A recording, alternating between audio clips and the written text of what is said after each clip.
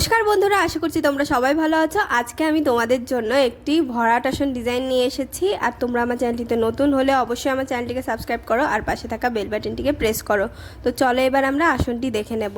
তো প্রথমে আমি দেখো একটি জায়গা থেকে 4 তুলছি। প্রথমে কিন্তু আমি একটি টিয়া রঙের উল নিয়ে নিয়েছি। এটি দিয়ে আমি এখানে পরপর কৌণিক বরাবর দুটো ক্রস স্টিচ তুলছি, দুটো ঘর নিয়ে।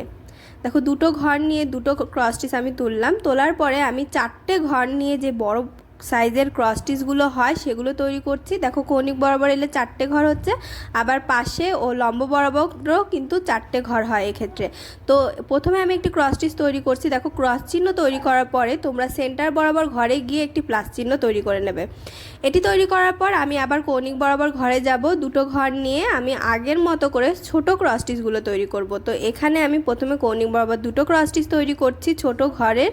তো এরপরে আবার আমি কৌণিক বরাবর অন্যদিকে গেলাম। দেখো ভেতরের সাইডে এসে এখানে প্রথমে একটি ক্রস স্টিচ তৈরি করলাম। তারপরে আমি 4টে ঘরের যে ক্রস স্টিচগুলো হয় সেগুলো তৈরি করে নিচ্ছি। দেখো আমি আগের বারের মতো প্রথমে একটি ক্রস চিহ্ন তৈরি করে নিলাম, তারপর সেন্টার বরাবর গিয়ে একটি প্লাস চিহ্ন তৈরি করে নিচ্ছি। তো এটি তৈরি করার পর আমি আবার কৌণিক বরাবর দেখো যেদিকে যাচ্ছিলাম সেদিকেই কৌণিক বরাবর আমি দুটো ঘরের দুটো ক্রস স্টিচ তৈরি করে নিচ্ছি।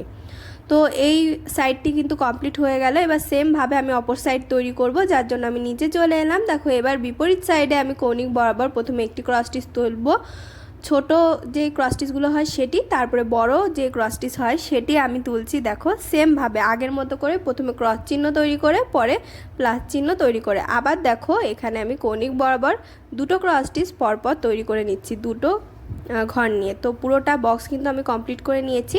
এবার দেখো হলুদ রঙের উল নিয়ে যে বড় ক্রস স্টিচ আছে তার একটি ক্রস স্টিচের কৌণিক বরাবর থেকে অপর ক্রস স্টিচের কৌণিক বরাবর আমি 3টে ক্রস স্টিচ তৈরি করে নিলাম।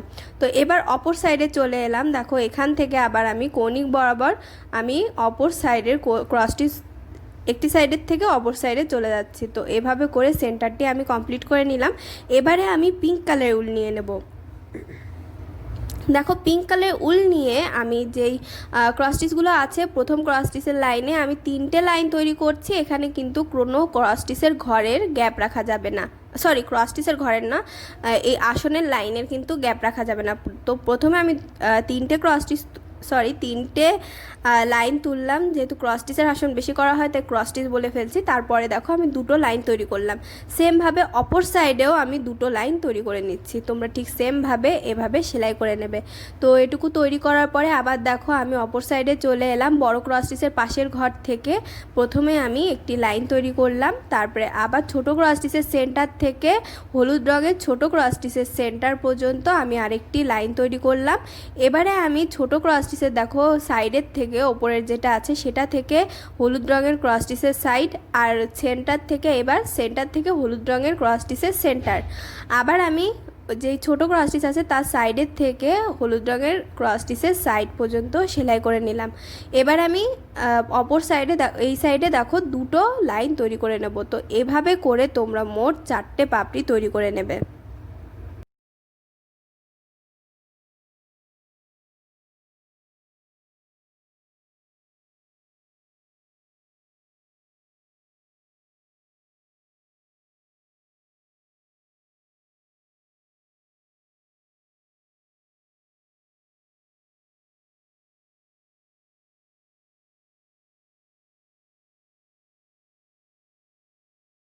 দেখতেই পাচ্ছ আমি পুরোটা ফুল কমপ্লিট করে নিয়েছি। আর এভাবে করে কৌণিক বরাবর ঘর সাজিয়ে তোমরা পুরোটা আসন কমপ্লিট করে নিতে পারো। আর ডিজাইনটি তোমাদের কেমন লেগেছে কমেন্ট বক্সে জানাতে ভুলবে না।